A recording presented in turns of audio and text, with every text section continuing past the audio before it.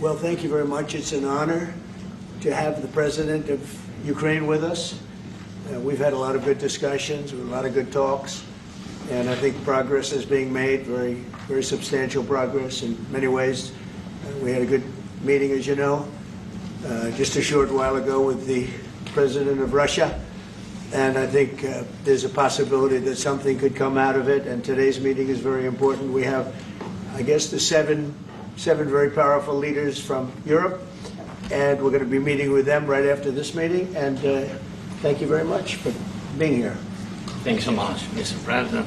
If I can, first of all, thank you for invitation, and thank you very much for your efforts, personal efforts to stop killings and stop this war. Thank you, and using this opportunity, many thanks to your wife, First Lady of the United States. She sent a letter to Putin about our children, abducted children, and my wife, First Lady of Ukraine. She gave the letter. It's not to you, to your wife. Oh, I want it. Yeah. So we are saying this sensitive topic. Yes, please. And thanks to our partners, and that you supported this format. That after our meeting we can have leaders who are around us: UK, France, Germany, Italy, Finland, EU, NATO. I mean, all partners around Ukraine supporting us. Thanks to them, and thank you very much for invitation. Thank you very much for being here. President Trump. Do you think it's fair? Yes, Peter, go ahead. Thank you, President Trump. So, President Zelensky, you say in a post on X today, Russia must end this war, which it itself started. President Trump, you say President Zelensky of Ukraine can end the war with Russia almost immediately if he wants to. Which is it? Yeah, I think that's true. I think we're going to have a meeting. I think if everything works out well today, we'll have a trilat. And I think there will be a reasonable chance of ending the war when we do that. And is this the end of the road for American support for Ukraine? Is today's meeting deal or no deal?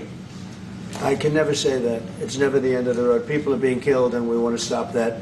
So I would not say it's the end of the road. No, I think we have a good chance of doing it. It's been almost 4 years now that a lot of people were killed last week. A lot of people last week. I mean, millions of people killed, but a lot of people last week for whatever reason. A big number, a lot of soldiers, on both sides. And I know the president, I know myself, and I believe Vladimir Putin wants to see it ended. And as you met with Putin on Friday, today you've got President Zelensky here. As you listen to Russia and Ukraine, which side has the better cards? Right? Well, I don't want to say that. I'm just here to be. Look, this isn't my war. This is Joe Biden's war. He's the one that had a lot to do with this happening, and we want to get it ended. And we want it to end good for everybody. We want it to end good. The people of Ukraine have suffered incredibly. And to that point, President Zelensky, are you prepared to keep sending Ukrainian troops to their deaths for another couple years, or are you going to agree to redraw the maps? Thank you for your question. So, first of all, we live under each day attacks. You know that today have been a lot of attacks and a lot of wounded people, and the child was dead, small one year and a half. So we need to stop this war, to stop Russia, and we need support, American and European partners, and we will do our best for this. So, and I think we show that we are strong people, and we supported the idea of the United States, of personally of President Trump, to stop this war, to make a diplomatic way of finishing this war, and we are ready for trilateral, as President said. This is a good signal about trilateral. I think this is very good. Thank you. Mr. President,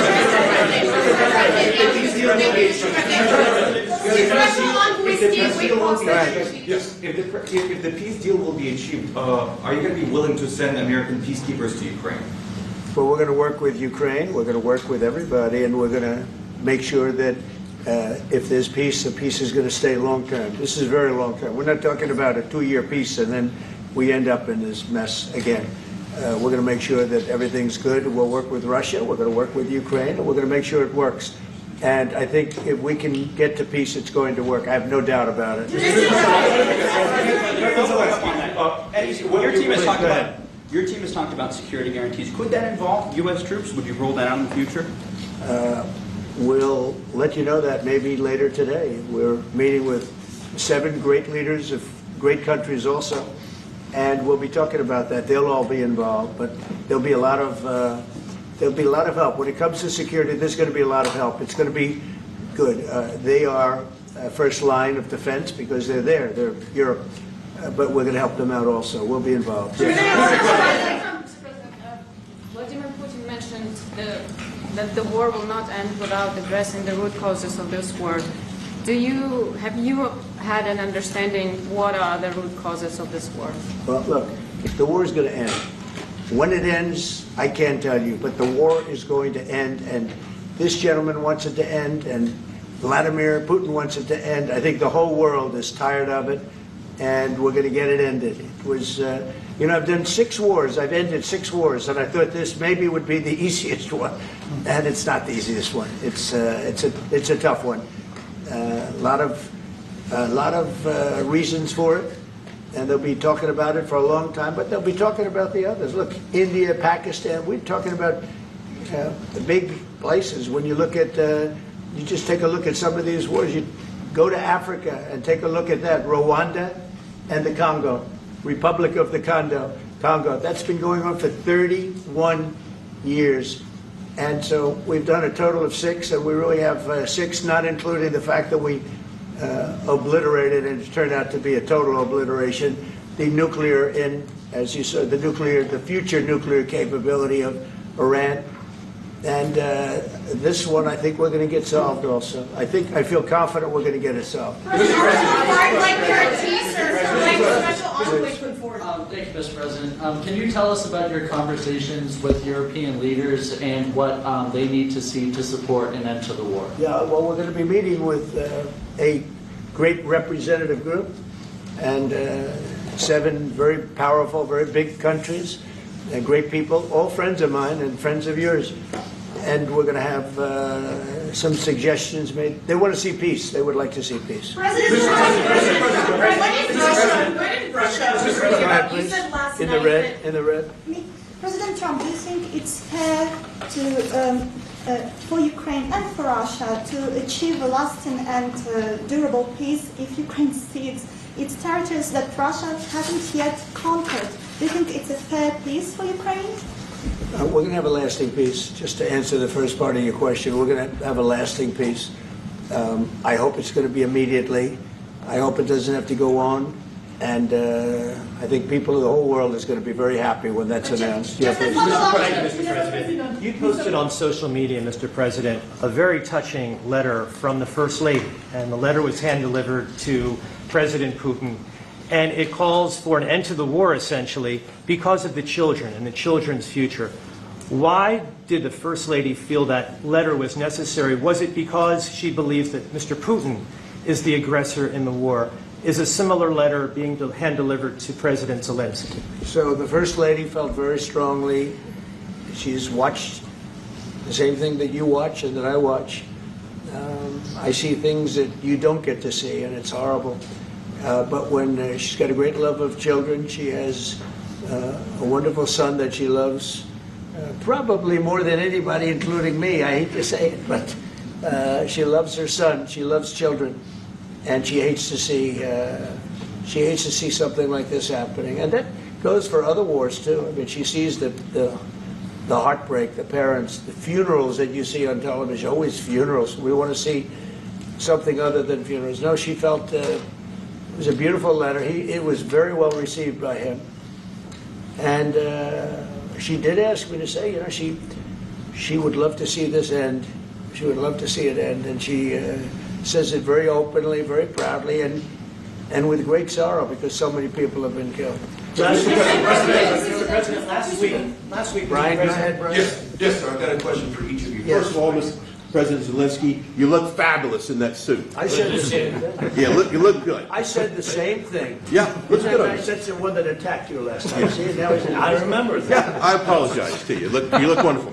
No, my first question for you, President Zelensky. In the same suit. You see, I changed you. Maybe yours is much better. real quickly, upon peace, God willing we get peace, are you open to holding an election in your country? Yes, of course. We are open for election, yes. We have to do safety circumstances. And a little bit, we need to work in the parliament, because during the war you can't have elections, but we can do security.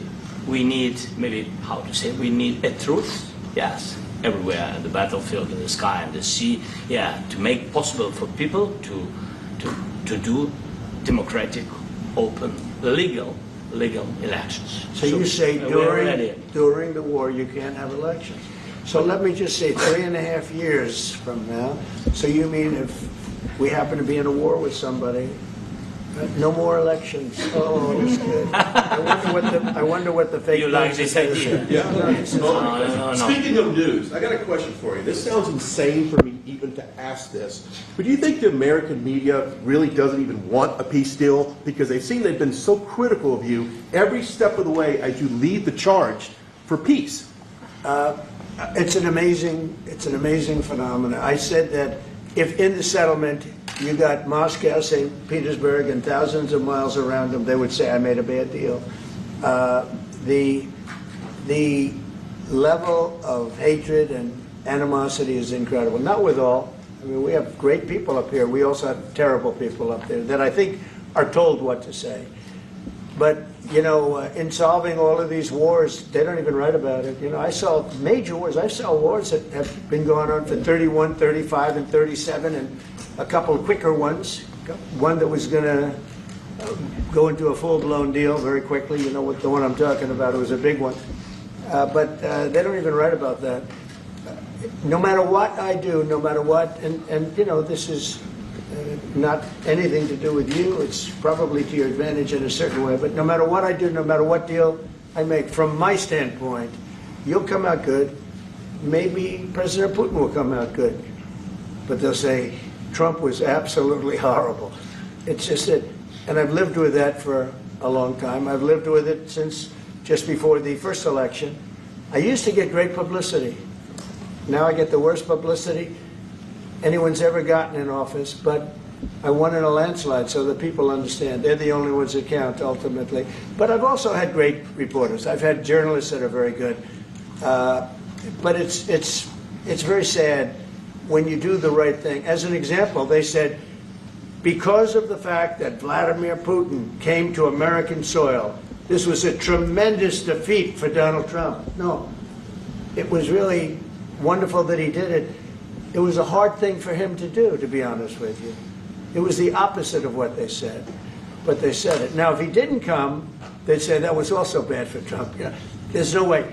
And there's just a great dishonesty of the press, and I think that's why it's lost its credibility. You know, its credibility is at an all-time low. We have a thing going on right now in D.C.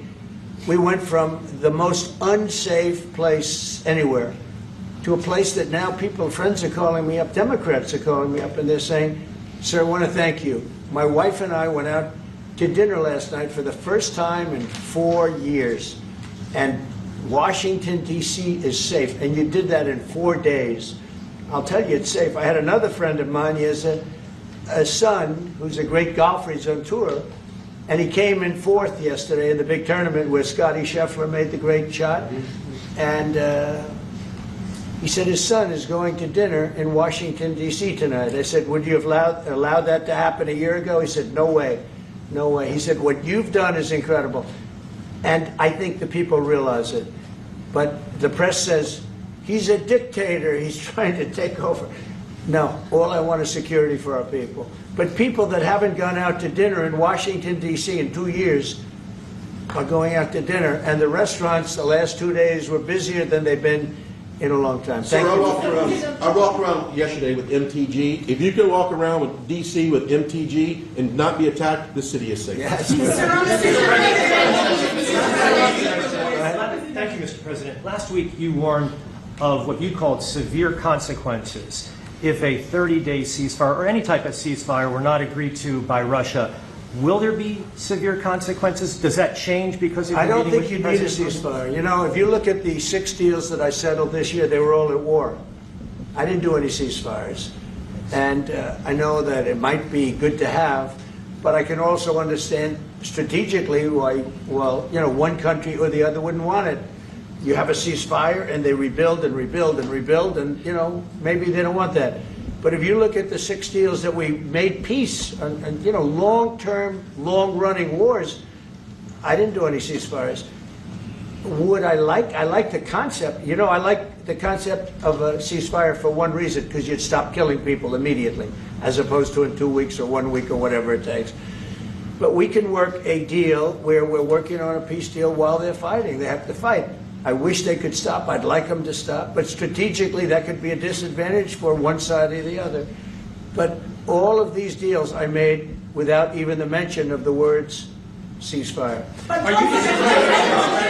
President Zelensky, can you explain the decision to offer Ukraine Article 5 like security guarantees, but stop short of pushing for their full membership? Yeah, well, we haven't done anything on that yet.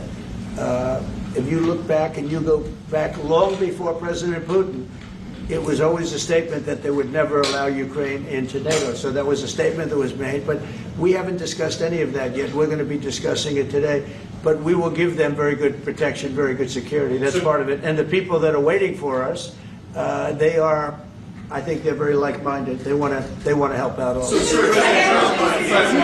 Thank you, President. Thank you, President Trump. Are you disappointed there's no ceasefire, Mr. President? The United States has already given hundreds of billions of dollars to this war effort in Ukraine. At best, it is a stalemate, and the killing continues. So, President Trump, how much more is the United States willing to give Ukraine? And President Zelensky, how much more do you want?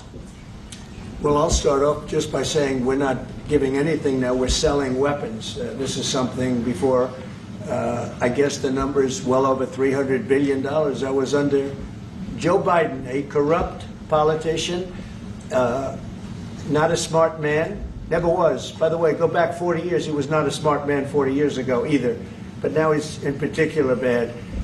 This was done by a corrupt administration that shouldn't have been in, and frankly, if the right results of the election were given, if I were president, this war would have never taken place, and he would have been very happy, because he would have liked to have seen. I mean, they went through hell. He went through hell.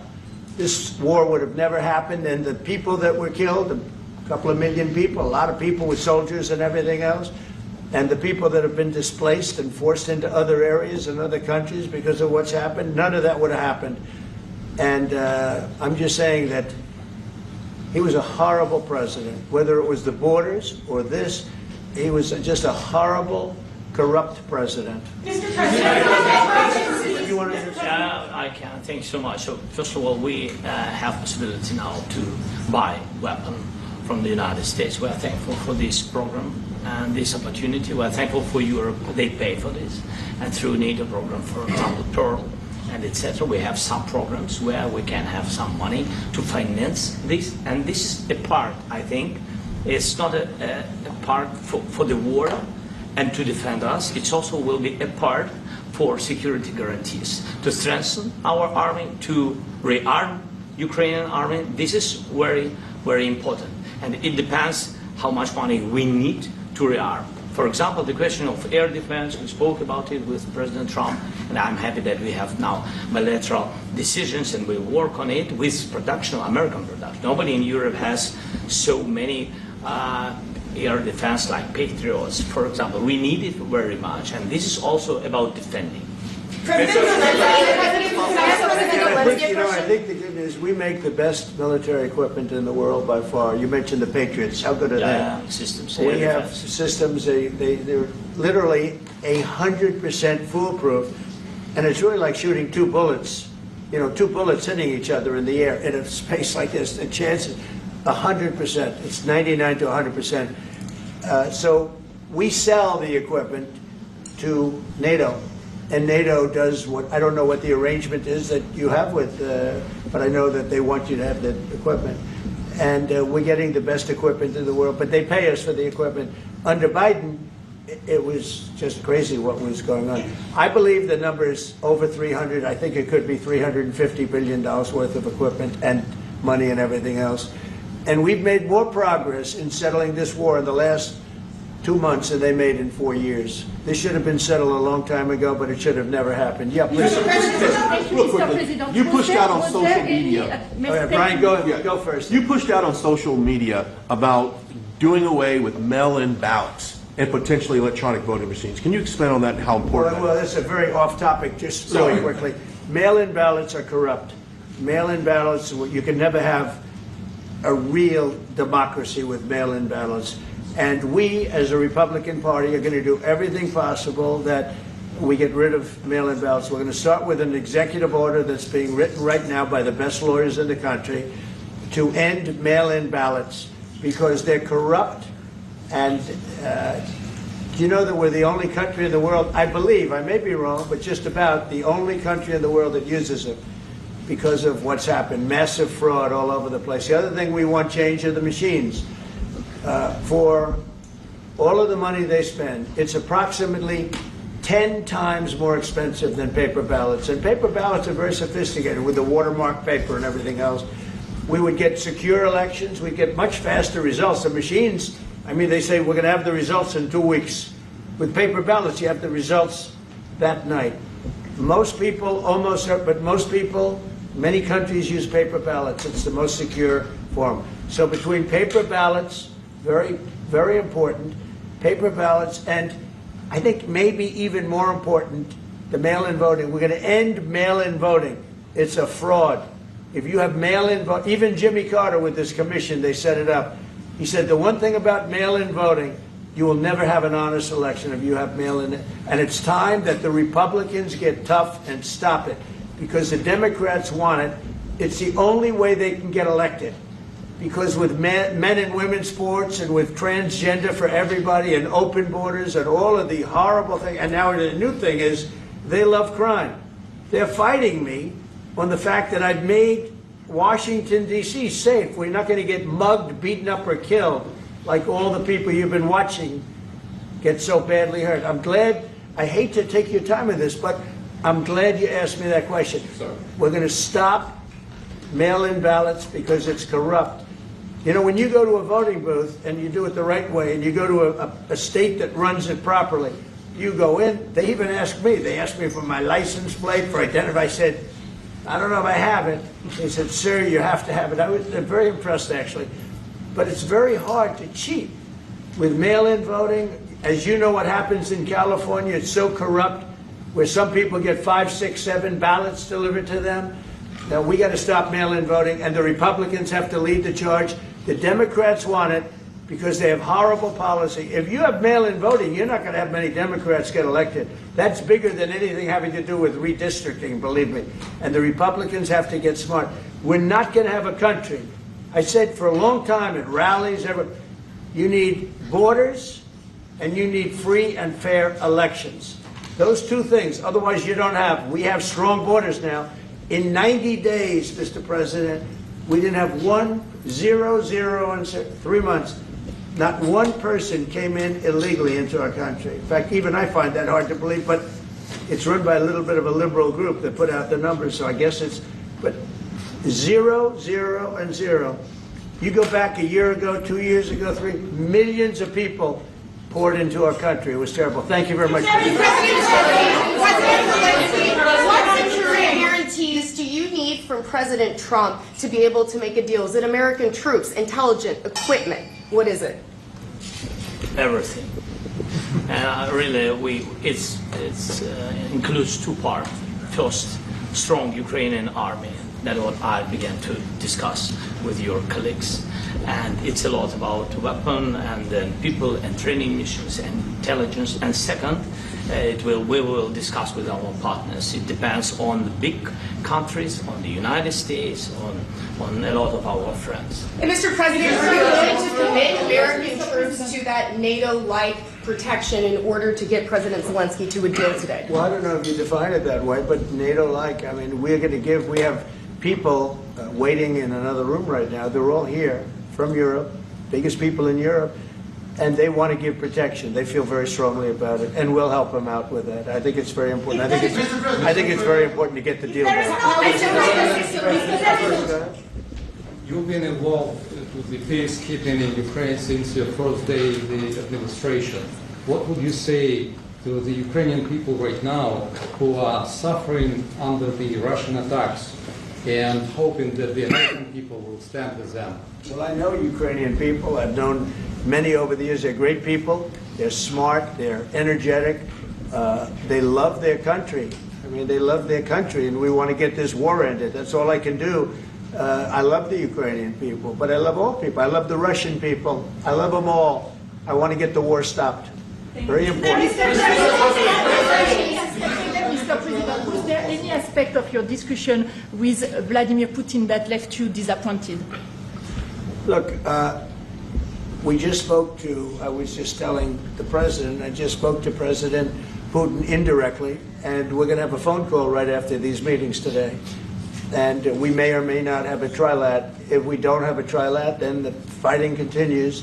And if we do, we have a good chance. I think if we have a trilat, there's a good chance of maybe ending it. But he's expecting my call when we're finished with this meeting. Thank you very much, everybody. Thank you.